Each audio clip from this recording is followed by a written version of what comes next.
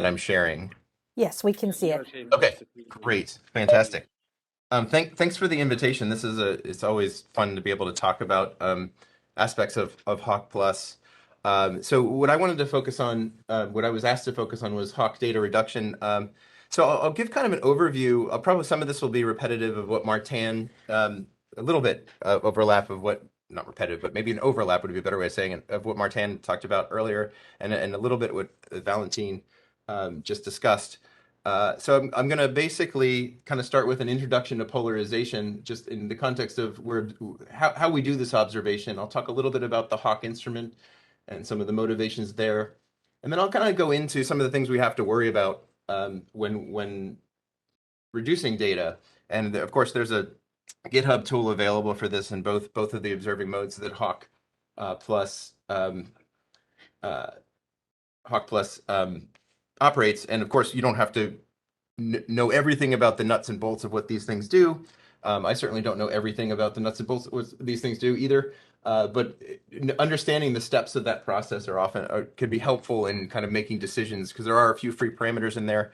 And then, of course, I'm happy if anyone wants to contact me afterwards to ask specific questions about any of this stuff, and I'll make a version of this talk available as requested on the to the participants at this conference.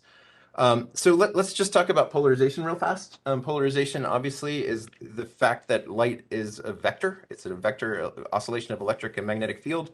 We define the polarization as the direction of the electric field. That's probably because, and it's just for historical reasons, but it's because the electric field vector is the thing that interacts with more of the things that we care about, like our detectors and our polarization analyzers, and even the physical processes that we care about in space are electric field dominated in many ways.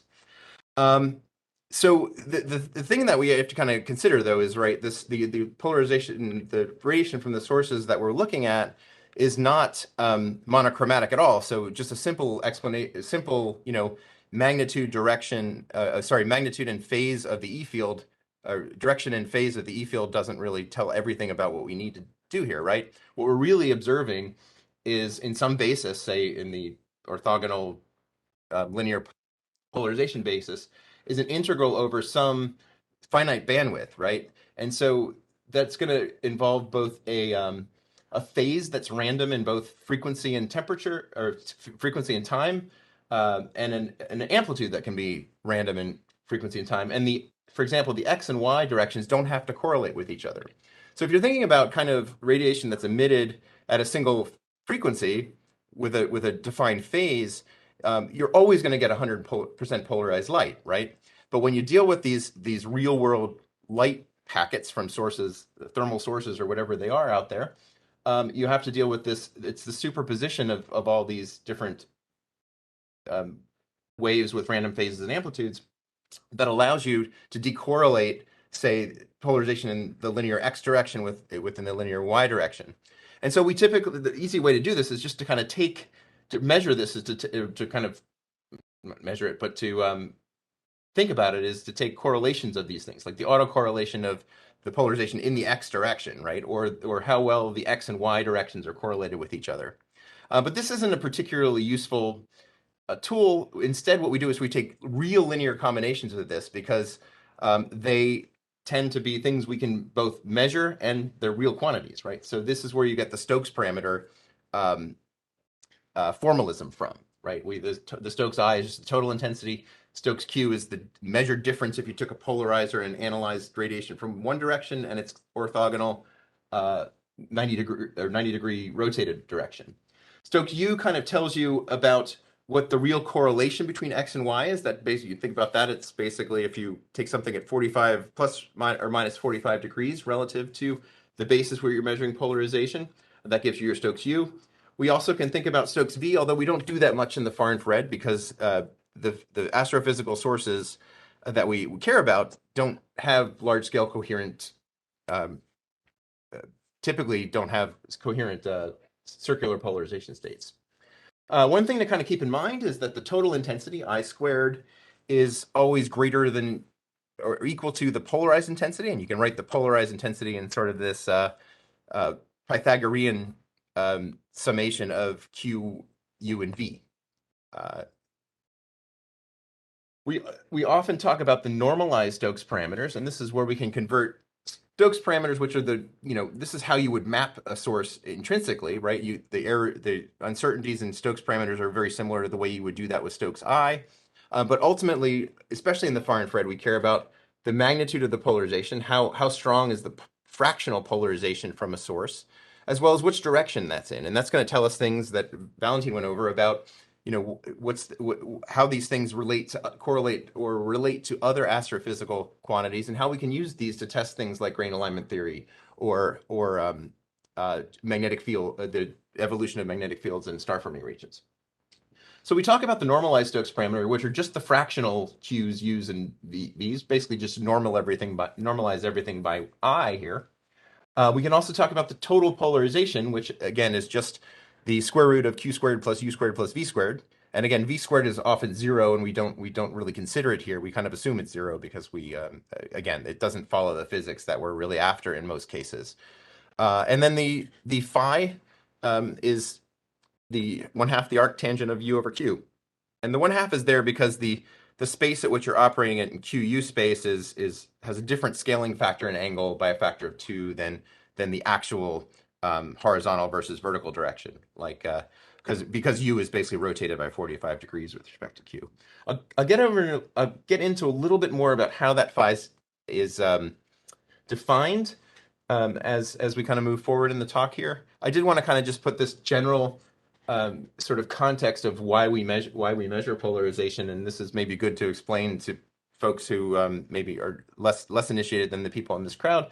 But typically, historically, astronomy, of course, is you can measure things by imaging, and that just measures the distribution of the directions of photon momentum across the sky. And of course, spectroscopy measures the distribution of photon energy across the spectrum.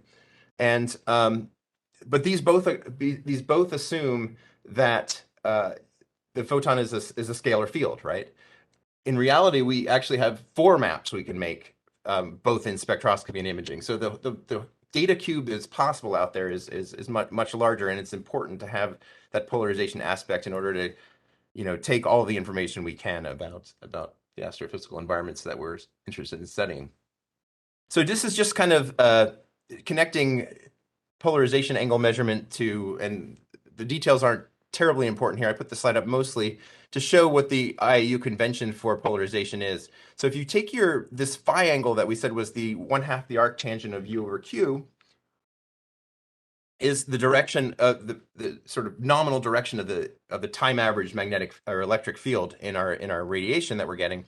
And typically that's done via the IAU convention, measured counterclockwise from whatever north is that in your coordinate system. So for most of our observations, the sort of intrinsic outputs of the FITS files from the HAWC+ data reduction software always uses equatorial, right? So we've got RA and DEC. There are cases in some of the stuff we're thinking about now where we want to use galactic, and in that case, the phi angle would be counterclockwise from galactic north as opposed to equatorial north. One interesting way I think of thinking about Stokes parameters is in terms of the Poincare sphere, because the total polarization of any source is basically Q squared plus U squared plus V squared square root. You can think of Q, U, and V as occupying axes in a orthogonal space, which we call the Poincare sphere. And then this means that basically just whatever angle things are, if something has a constant polarization, it actually rides along the surface of a sphere in this space, right? So a sphere in this space is all the measurements at every angle that have the same total polarization, right? Anyway, that's kind of maybe an interesting aside. And then if you wanted to like move in the polarization direction, you would move radially in this space. So HAWC+ measures 4 bands across the polarization across the far infrared spectrum. This is really useful in the sense that these span the different cloud environments, the temperatures of the cloud environments that we care about. Just sort of simple black body curves up here. And this is important to kind of understanding how the Hawk instrument works. We have a 53 micron band out to 214. And the idea, of course, is that the Hawk data sets can trace magnetic fields over a range of conditions in the ISM. And of course, the reason we go to SOFIA is because the atmospheric opacity is particularly bad in that particular range. Although there is a ton of information that's available, so the far infrared is extremely important to astronomical observations. So I think Valentin showed something similar to this. This is the slide that shows the interior of Hawk Plus, what it's actually doing. So the four-ax assembly is mounted in front, and then everything to sort of the middle of the slide onward is inside of the cryostat. And there's filtering to define to keep the out-of-band spectral power off of our very sensitive detectors there. This is all coming in from the Naismith mount from the telescope. And then there's a filter wheel here, a carousel of lens of pupils and half-wave plates. So the way we modulate polarization is we put a half-wave plate in and we step that half-wave plate. We take an observation at one half-wave plate direction, and then we move it by 45 degrees in polarization space, and then we do that, and we do that 2 more times. And what a half-wave plate does is you can think of it as rotating the sensitivity of the detectors, the direction of the polarization sensitivity of the detectors on the sky. If we kind of go all the way to the back of the instrument here, where we see the polarizing beam splitter, that's the thing that's defining the axis by which we would measure instrument Q and U, right? We have a reflected array, what we call the R array, that's reflecting off of the polarizing beam splitter, and we have one that's transmitted, and we have a folding mirror here just to keep the parity the same on the same arrays. So we have we would call the T-pole the transmitted polarization array, and the reflected pole array. And of course, the beam splitter is the thing that gives you the differencing of the two parameters that basically make Q that form the Q Stokes parameter in the basis of the instrument, right? And so what the half-wave plate does is and we won't go into the physics of the half-wave plate, but as you turn the half-wave plate, it changes the relative orientation of the beam splitting axis on the sky in steps, so that we can take if the angle is 0 or whatever we're calling 0, and then we move it by such that the half-wave plate rotates the polarization by 90 degrees. Then those two measurements can be differenced to give our Q estimate for a given observation, right? And then we also have the 45 and 125 or 100 and whatever the 90 plus 45 is, right? 135 degree to measure U then, right? So that all of that polarization detection is really relying on the fact that we have these half-wave plates. And then, of course, the bandpass filters match the half-wave plates for our 4 bands in which polarimetry are done. The detectors are these really sensitive TSs, and just to give you a sense, I don't want to go into details of what this is all doing, but there are 2 detector arrays side by side in both the R and T array. One caveat with polarimetry as opposed to photometric imaging with HAWC Plus is that the T array only has 1 set of detectors, so we only have half of the total field of view that's used by HAWC. So there's a whole set of these measurements that are zeroed out in the raw data files because we have one of these segments is not there. I'm not gonna I'll put the slide in here. This kind of just shows what half-wave plates do to an IQU and V vector. I won't go into details here, but it'll be in the slide packet if you're interested, and I'm happy to chat about how this is viewed on, say, the Poincare sphere and things like that. Just a quick summary of the instrument here. Of course, the 4 bands we care about are A, C, D, and E. B is really not used. This is from the Harper et al. Instrument paper, and this is a great source if you have any additional questions as to what's going on in the instrument, right? You can see the pixel size, the typical pixel size. This is default of the this is the detector scale, actually, not so we basically Nyquist sample the beam. There's 4 detectors, so the diffraction limited beam is projected onto the detectors at a if you basically they fall onto 4 detectors each. So the plate scale of the detectors is such that we Nyquist sample the beam for the instrument. And that's true of all 4 bands approximately. And this gives you the polarimetry field of view. It's of course half the field of view of the photometric field of view because of that the array difference in the two that I mentioned before. Here's just a nice photo of HAWC Plus there. So now let's kind of get into some of the things we have to worry about. One of the things that one worries about in instrumental polarization is that you're taking photons into your instrument. Your instrument itself can provide a polarization to it.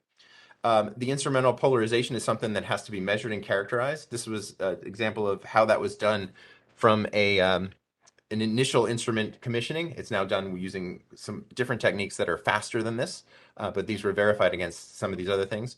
So basically, the way instrumental polarization works is that the instrumental polarization takes, a particular direction and imparts a polarization that. And it turns out with HAWC Plus, that's about 2% across each of the bands. And that's dominated by the fact that the tertiary mirror is its 45-degree reflection. The tertiary mirror of the telescope that shoots the light out the Naismith mount imparts about a 2% polarization. So we have to know what that is and then subtract it from the observed data in order to understand what the intrinsic sky polarizations are. The lucky thing is that polarization is always locked to, for each band is locked, the direction is locked to the instrument, kind of forever and always, right?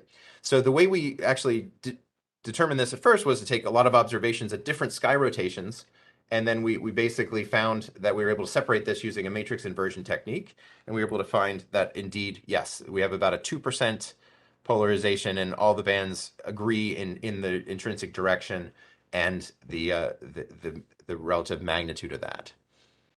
And this is all encoded into the pipeline, so it's not something you have to worry about intrinsically. One of the other things about polarization is that polarization itself, being a positive definite quantity, has a bias towards higher values. Typically, these, and I've left a string of references here. This is a property that's been studied since the 50s in polarization.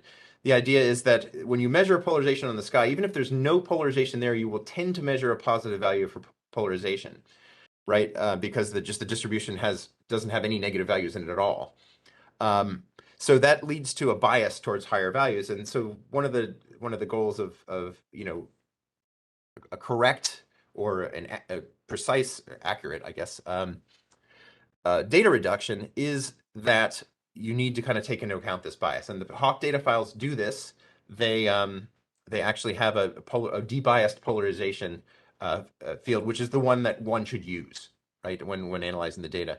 And so this is the functional definitions are here. I'm not going to go into it. What we really care about, though, is, say, the likelihood, right? We're measuring some polarization. Given some intrinsic polarization, what's the likelihood we're measuring that polarization? Sorry, I clicked prematurely there.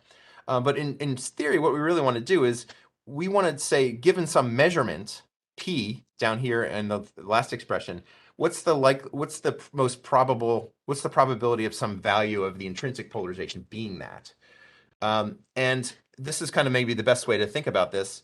So the likelihood here is quite nice to look at here. So let's look at the right plot. We want to look at the probability of getting some intrinsic polarization of the intrinsic polarization being some value given the measurement, right? And you can see the larger the signal to noise, these are all scaled to signal to noise because it's a nice way to parameterize the expression.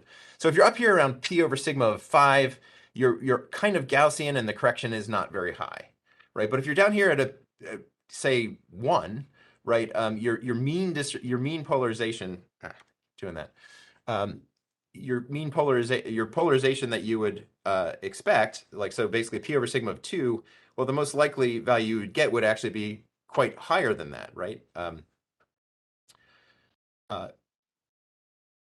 So it's something to kind of consider. There's a lot of literature that I put on there so that if you wanted to dive into this some more. The upshot, though, is that, and I'll leave this slide as well. It's another way of thinking about these distributions. But the upshot is that when you report your signal, you report by debiasing by the square difference between your measured polarization signal and your polarization uncertainty. And I like to use this notation because we found it to be kind of convenient in when writing papers on this. uh, to basically, because ultimately in your paper you're going to be using small p a lot. So when you say debias, you just kind of give the measured polarization a special uh, subscript, and then from then on you can just use p. You don't have to say now I'm going to redefine p to be the debiased, or write p debias everywhere in your paper and things like that. So maybe that's a helpful like life hack for paper writing here. Okay, so that now that's something that just kind of applies to all the analysis, whether you're in chop-nod data mode or you're in scan mode data mode. Debiasing the polarization is important just because the intrinsic math of how polarization fraction is produced from Stokes parameters. Again, we it sort of also motivates why you do your initial analysis in Stokes parameters, because they are plus or minus quantities and they can be Gaussian, can have Gaussian statistics. But again, this is something to keep in mind. So one of the huge things we have to worry about when taking data with HAWC is correlated noise, right? This is basically any noise that isn't white in the frequency domain has to be correlated in the time domain, right? That's how it shows, correlated noise shows up in each one of these things. And typically we talk about 1 over f spectra. Basically, the longer you wait in time, the more variation and drift you're going to get in your various unwanted signal components, right? And this can be atmospheric fluctuations, temperature drifts of the optics, array temperature drifts, etc. And so one of the main goals of any reduction pipeline in the far infrared is to deal with correlated noise and to remove it. So one of the ways to do it, and this is sort of the first mode here, is signal modulation. So the front end of SOFIA has a chopping secondary mirror, and typically what we'll do with that for small enough sources is that you aim it at the source and then off the source, and you rapidly switch between those two in at 10 hertz, 10 times a second, right? And you can see what's going on here. Like if you look at the blue, this is just sort of an example slide. If you look at the blue here, you can see the general baseline of the signal drifts over fairly. This isn't actual HAWC data. This is just a representative data set that I took in the lab. As the data as time goes on, the baseline can drift. There can be background. The temperature of the sky is changing. The opacity of the sky is changing. The altitude of the plane is changing slightly, or something like that, right? And so what the process here is to do these rapid switch back and forth, so that you're really just comparing the instantaneous on-off source, and then the background gets subtracted out, right? So you can see that even though the overall signal drift is varying, the difference between the peaks and the valleys is pretty constant over this whole thing, right? And that's what you're basically doing, a filtering at a frequency that is not being as affected by these large scale correlations. So this is an example of what an unmodulated noise spectrum looks like. You've got you can see it. This is why we call it a 1 over f. At low frequencies, it gets much higher in noise, and then you get the white noise part if you're off of that, if you're out of the range at which your system is fluctuating. If you're just looking at timescales that are too short for anything to change. And so what HAWC Plus does is it moves the signal. By chopping, you actually move your signal band, which is this large peak here. In this case, it's I think 20 hertz, but it's the same kind of thing that we're doing in HAWC Plus. And basically your signal all lives in this part of the spectrum where the noise is quite low. Right? And that's just the overall kind of techniques that are engaged here. So the way this is mitigated in chop and demodulate mode, chop nod mode, is just basically we're chopping rapidly between an on source and an off source position, and then we actually switch the telescope so that you switch the beam that's on source and off source to get rid of any systematic illumination of the primary mirror. And then for the scan mode polarimetry stuff, what we try to do is model this out, right? We do some kind of modulation on the sky. It's a longer time scale, not modulation. But then the fact that the whole array goes up and down with this correlated noise is used to model it out in a self-consistent way. We also take advantage of the fact that we're looking at the RNT modes, RNT arrays simultaneously. The reflected and transmitted arrays, if there's some kind of atmospheric changing, that should drift up and down in both arrays at the same with the same function, right? So here's an example of what the chop. This is basically an outline of what the chop nod match reduction does. I think this is from the Harper et al. Paper. I should have had that reference on here. I apologize. So the raw data level is just a bunch of data from the RNT detectors. It gets demodulated, and then we basically do the right subtractions. We combine what we call the nod pairs together.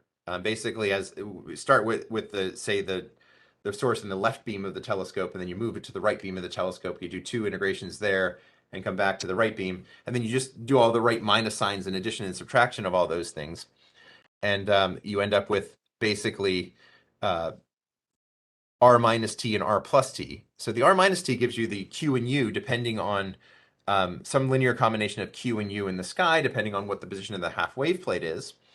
R plus T gives you the total intensity of the source. And then there's some systematics that are taken care of. There's just making sure the pointing's right, taking into account the atmospheric opacity from sky models and altitude, and then basically those are corrected. And then there's a background subtraction done, and then these get merged into maps at that point. Should mention there's a big bracket here that says basically you do this thing for each of the half wave plate positions, and then they're combined in a way to generate these IQ and U maps. Then the data sets are merged. That's a level 2 map. They're then cross-calibrated consistently, and then you can calculate polarization vectors are calculated. So when you download a level 4 product from the URSA website, you get debiased polarization and polarization angle, as well as all the other intrinsic Stokes maps. You get Stokes I, Stokes Q, Stokes U, and a number of other things. So the half wave plate demodulation can be described like this. Basically, this is the way you would think about Q, right? You would look at the I guess I said my numbers wrong before. I had them kind of well, no, I just was using a different space. So the Q parameter can be defined by the difference in the RNT arrays when the polarization, the half-wave plate is at 0 angle. That's like horizontal polarization, right? So R would be horizontal, T would be vertical. And then you also make a measurement when the half-wave plate is at 45. That's actually a 90-degree flip in the polarization sensitivity. And then in this case, R minus T would be minus Q. So you get Q minus minus Q, and then that 2 cancels with this, and you get the estimate of Q. So once you have your maps of R and T, you can, for the different arrays, you can combine them. By flipping the orientation of R and T, you can better cross-calibrate the gains, the sensitivity of each of those arrays as a function of time. And then for you just use the other 2 half-wave plate positions and do exactly the same thing. So one of the things that I apologize for not being able to attend the whole thing this morning, but one of the things that was asked about is the concept of basically filtering, right? The idea that your observation is going to not be sensitive to all of the polarization mode scales in the sky at the same time across all of the K values that you could imagine, but that there's going to be some spatial filtering applied to your instrument in as a result of what kind of an operation your observational strategy is implementing. We don't always think about that for chop nod in terms of that direction, because chop nod is a very space domain kind of filter. So we actually I'm going to move to this slide real fast. Basically, if you're taking some observation, like bore sighted in the middle of, say, the middle circle here, you have 2 reference beams, and the way SOFIA works is that it maintains the same reference beams through all the observations, because the engineering on the chopper is quite nice. It allows you to tilt in to command whatever direction you want to go to. But this is really this is spatial filtering, and it does have an effect, a kind of a non-trivial effect in the spectral space of what's going on here. But the way to kind of the way we tend to think about this in chop nod mode is basically by kind of estimating what the reference beam contamination could be doing to your data. So this is something that's very important to think about, because there's enough information in the files to be able to map where there's an angle and an amplitude of the chopper in the files, and they let you actually make maps of your off beam sources as well. And we have some Novak et al. 1997 provides the basic math behind this, like basically an and a maximum uncertainty in, say, the polarization and the polarization fraction and the direction. The one thing you kind of have to assume is the one thing you don't have much information about. Nice thing is that a lot of these sources Herschel's mapped, so you can get some sense of what the reference beam contamination looks like in at least Stokes I, but you don't know anything about what the reference beam contamination might be. So the typical approach would be to make a conservative estimate for that, and then see what the maximum problems you could be running into are. So this is an example of such an analysis on the source of the sickle in the galactic center. This is from Morris et al. In preparation. I'll try to get these all the references on here before I submit the PDF to you all. And this is an example of, okay, here's the source map, and here's what the off beam in both directions look like. And you see right here, the biggest problem in the left beam here in the upper right picture is that you've got a really bright source in this one part of the map, and so you would really not trust anything in that region in the main beam here. So you would mask that piece out, and that's kind of like in I think around this area here. So again, assumptions need to be made in these, but you can get an estimate of what pixels you would accept and what you wouldn't. And of course, like when these observations were planned, people think about these things, and you want to make sure that you're chopping into the darkest parts of the sky you can. For really compact sources, this is pretty easy. You get something that's pretty isolated, and there's not a lot of things in the reference beam to worry about. In this particular case, though, this is a galactic center source. The galactic center is extremely well populated with a lot of extended emission, and that's when you kind of have to think about these sorts of things. There's also some maps like this this isn't published yet, but this is in preparation. But the OMC paper we did in 2019, which I'll also put on here as a reference if anyone wants to see how we did things in that front. So basically, this is sort of the result of at least the thought process of a reference beam contamination analysis. We kind of want to see on the large. This is a Herschel map in the background. Want to see kind of where those reference beams lie, and then you can kind of make detailed maps of where the array footprint, the series of array footprints were, and then you kind of cut your pixels based on the brightest parts, and the parts that your map polarization is lowest are the ones. So there's two criteria to kind of think about here, just qualitatively. The places where the reference beam flux is high, because you know what the reference beam flux is because you have Herschel, is certainly something that you'd worry about. You'd also worry about parts in your on-source map where you are measuring low polarizations, because those will be the most affected by smaller amounts of polarized flux in your reference beam. So those are the two things that tend to get cut in your final maps. And so this is just a pixel mask of the things we believed versus the things we didn't believe when we ran the reference beam contamination checks on this map. So this is filtered, although you think of this as sort of a space domain, filtering in the space domain, because the filtering in the K domain is a little bit more complicated to think about. Okay, so to kind of move on here to the scan mode polarimetry. So one of the reference beam contamination can be kind of an issue. You're limited to HAWC+ was limited to an 8-minute chop, 8 arc minute chop. So if your sources are in a region where there's a lot of intensity, 8 minutes or greater, like the galactic center,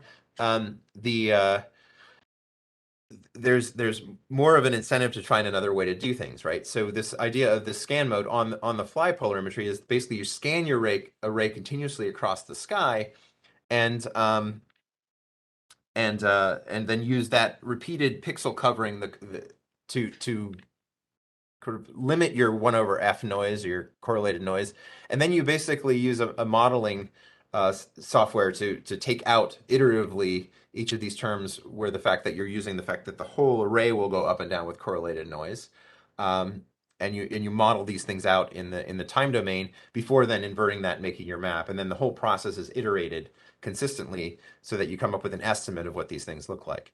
And these maps are made at the same four half wave plate positions. There's a 5 degree offset here because of not wanting to have zero in it's just sort of the standard that's implemented. But these are effectively 0, 45, 67.5, and 67.5 and bad with subtraction today, 22.5. And so the scans are made for both the R and T arrays, and then they're combined in exactly the same way. Um, Basically, these things are combined, cleaned, deglitched. The correlated noise is fitted out, and then the final time streams are then combined into maps of Stokes I, Q, and U. And of course, the correction of the IP instrumental polarization has to be done. The rotating the WCS. Basically, from here, it proceeds pretty much the same as it does for chop nod. It's just how you make the initial maps is different, and how the correlated noise is dealt with in the two cases is different. Both techniques have their advantages and disadvantages, but there's no more choices to be made with data that are on the disk already. But if you run into data that's on the fly versus chop nod, this way you'll kind of at least have an idea that this one was done with this mode, and these are the things that should be looking for in terms of map artifacts. And like, it doesn't make sense, for example, to get a scan mode polarimetry data file and try to do reference beam contamination, right? They're just not compatible with one. It's not relevant, right? And then, of course, we do the polarization debias, the polarization efficiency calculation or correction as well. I didn't mention that before, but the instrument has a non-unity efficiency in polarization, so you have to upcorrect the signal and the noise based on that. And then you can combine maps from different, in both cases of chop nod and on the fly mapping, you combine the data from as many different observations as possible into one map, and mapper will cross calibrate those things. And ultimately, you get a nice set of data products out. They're more than just this, but basically, you get Stokes I, Stokes Q, and Stokes U. Those are all very useful. You get the polarization fraction, and again, you want to use the debiased polarization fraction field, HDU here, polarization position angle, and then the polarized intensity or flux. This is just sort of an example of what what originally was the Crush software that models out correlated noise, checks the residuals, and then iterates that over the mapper. Basically, the idea here is that you model your time stream. So C here indicates the channel number, which detector you're in. T indicates which time sample you're talking about. So it's a two-dimensional matrix you can kind of think of the data as. There's a term for just 1/f noise of each detector. And then there's terms that are correlated across all the detectors here. And there's a gain term for each one of those components for each channel or each time sample, and then there's a channel. Yeah. And so it basically the software takes those takes the time streams and fits them for these things. Fits for the gains and fits for the correlated noise components. And then this part is your signal, right? Your signal is a source map, right? This is the thing you're trying to solve for ultimately. And this is the pointing matrix. It basically says, where was channel C pointed at time t in terms of the map coordinates x and y? And then there's a gain term for that as well. And then there's whatever's left over is noise. Ultimately, the idea would be that you would be fitting out all these signals iteratively, including the source signal, and then your residuals ultimately should just get down to the level of the noise. And so this is from the HAWC Plus online documentation. The steps here would be that first you try to remove 1/f drift removal just by fitting over different time scales. You do the correlated sky removals, sky gain estimation, and sky gain pixel flagging if a pixel spikes up because of some other glitch in the system. You want to take those out. You kind of do some math to figure out to take out the effects of the multiplexers, and then you do some whitening of the noise using a fast Fourier transform. Then there's the weighting and the flagging, despiking, removing some other systematics, and then you do the map making, and then you repeat the whole process until you kind of converge on a solution. And this is specified in the reduction code. Typically 15 rounds, I think, are standard for the SOFIA reduction. But that's a parameter that can be put into the system.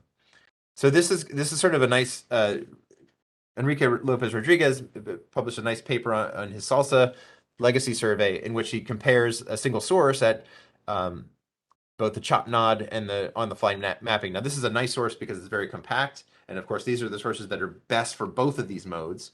It's really also quite nice if you're doing a on the fly mapping, that if you can have a nice tight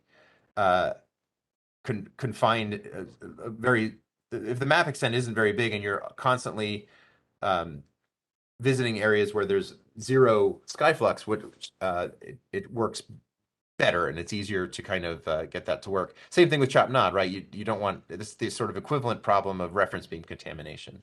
And you can see this is sort of an on the left here, upper right, upper left plot here. We've got an example of chop nod where you're on source and then chopping off source. This is sort of the array, the rectangles here, and then on the fly, what it's basically doing is following the bore site pixel around. And we use HAWC Plus uses this Lissajou pattern. Basically, you're trying to get as many cross linkings between detectors and sky pixels as you can, and you can see they give good results. One of the advantages of the scan mode polarimetry is that you get better signal and noise in a shorter amount of time. The sensitivity is much better. So I'm just about out of time, but I did want to kind of mention a couple more things here. The diffraction limit of the HAWC telescope has been measured, and it's fairly consistent with what has been expected. This is from the Harper et al. Paper. One thing to think about, though, when we're actually looking at data files, right, is that we have the diffraction limit. And I mentioned that the detector scale is plate scale at the point where the telescope correlates things on the scale of 4 pixels, right? We're Nyquist sampling the beam of the telescope. The data files, though, intrinsically, by default, sample another factor of 2 in each dimension, smaller than that. So there's one caveat here, because sometimes you might want to smooth these images to get more signal to noise. So you have to be a little careful, because within an airy disk, it's not quite an airy disk, within the diffraction limit of the telescope, things are highly correlated. So if you try to say, all right, well, we're beating down the noise because I have 4 pixels in every beam, it doesn't really make that much sense, right? So what you have to do is kind of be careful if you're below a beam and averaging things, your noise won't go down by root n, right? You have to be careful at which scales you're doing smoothing when you're trying to say something about increased signal and noise. If you're multiple beams, will coad that way, but there's correlated noise below the scale of the detectors, and there's something to watch out for, because the pixel scale is different from the detector scale and is different from the diffraction limit. Just sort of a summary of all the different extensions in the HAWC data, the level 4 files. You can kind of read that as you need to. Typical cuts that are done on the data is that we typically only want to accept things that are have a polarimetric signal to noise greater than 3. This means that your error in the polarization angle translates to about 10 degrees or less. Typically, the cut is made that I over sigma I is greater than 200. This is somewhat redundant with the polarization, kind of assuming that the polarization is a certain fraction. We also kind of are really suspicious of any polarizations that are over 25%. Typical maximum polarizations that have been measured in the far infrared come from Planck, and it's around 20 degrees. So astrophysical polarizations that exceed 25 degrees, though it's not impossible. If it exists, you just need to be careful that it's not an artifact or a fluctuation, and you're not claiming something new about dust grain physics. And then finally, just a couple of examples of how data are displayed. You can just display the polarization vectors outright, which is the upper left. This is from a paper that Morris et al. Are preparing. It's just a data set taken from that paper. You could just basically have the E vectors, the polarization vectors, and scale the length of the vectors according to some polarization fraction. You can rotate the vectors by 90 degrees and use like a fixed length. That's sort of implying that BRATs are the polarization mechanism there. You could also do the same thing, but scale the vector lengths according to the polarization measurement as well. And then there's this wonderful thing that's available that it's called the line integral contour method, where you're basically creating a polarized noise that aligns with the polar. Basically, you're creating a sort of a streamlined set of measurements that's really nice to display. This, of course, started with the Planck collaboration, and the same techniques have been kind of adopted by the SOFIA, many papers on the SOFIA plans as well. I find each of these useful in their own way. You can't tell. There's some things that each of these display methods hides, and there's some things that they really show well. That's what I had planned. I think I hit 45 minutes, but I should have saved maybe five more for questions than I did. But I can certainly end here. Okay, thank you so much, David, for this excellent talk. And now we have QA session for 30 minutes, which is actually 25 now, but I think it's also plenty of time for a QA session. Um, yeah, if you have questions about David talks and the other talks, please ask your question through mic or type in the chat window.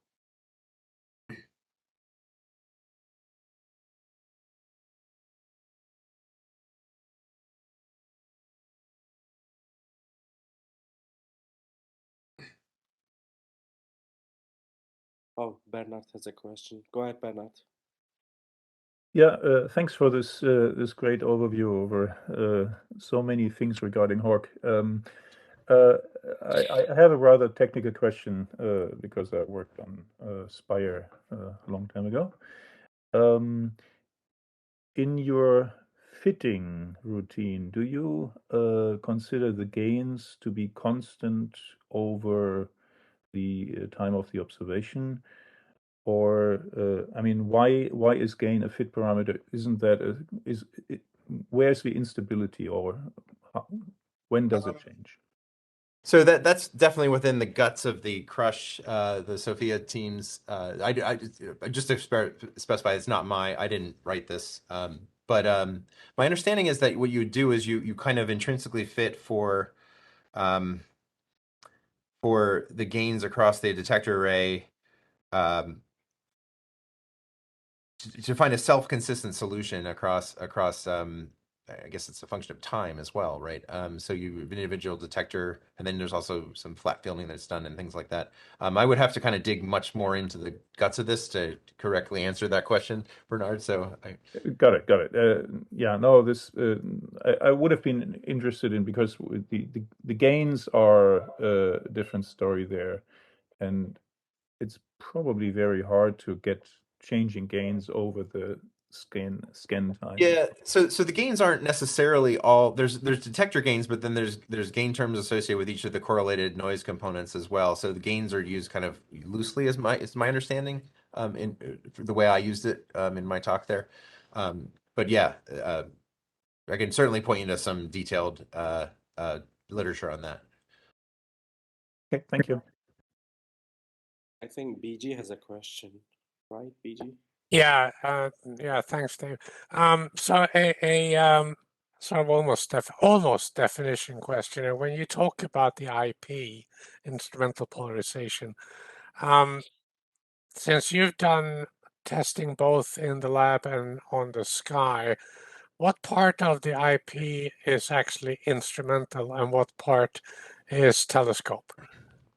It's almost all telescope. It's almost entirely coming from that tertiary mirror. The direction of the 2% that's dominating that is almost entirely from that. You can trace it exactly to the direction of the off-axis reflection. It's just Fresnel coefficients.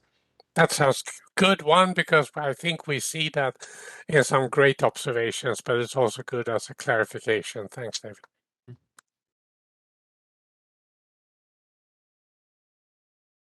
Another question for Dave or for previous